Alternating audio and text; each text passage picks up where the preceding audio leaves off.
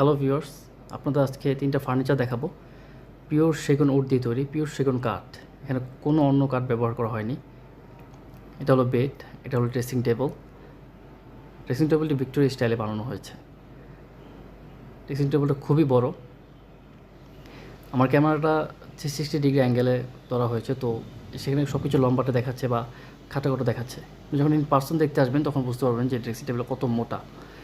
ড্রয়ারগুলো ড্রয়ারগুলো খুবই smooth drawer.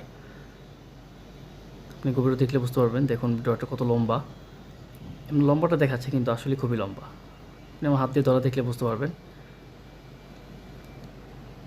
এটা হলো ড্রেসিং টেবলের সিট অ্যাটাচ করা হয়েছে। এটা খুবই লম্বা আর খুবই বড় একটা সিট, আর খুবই ওজন। কাঠের প্রত্যেকটা পার্টই খুবই ওজন। তো এটা এখানে প্লেস করা হয়, এটা ভিক্টোরিয়া স্টাইলের।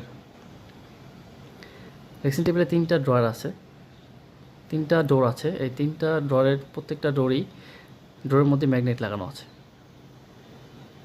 এটা তালা লাগে না, লাগিয়ে রাখতে পারবেন এইভাবেই।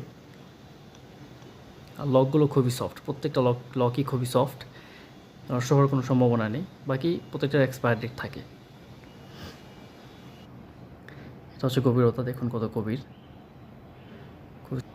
প্রত্যেকটা ড্রয়ারের ডোরস খুবই সফট দেখতে পাচ্ছেন। ভিতরে যে কাঠ দেখতে পাচ্ছেন, ভিতরে যে বোর্ড থাকে পিছনে, বোর্ডটাও সেগুন কাঠ দিয়ে তৈরি, খুবই শক্তপোক্ত দিয়ে বানানো করা হয়েছে, কাস্টমাইজ করে। আপনি হাত দেখতে পাচ্ছেন কতটুকু হাত ঢুকতেছে, অলমোস্ট ঢুকে গেছে হাত, এত গভীর করে বানানো হয়েছে।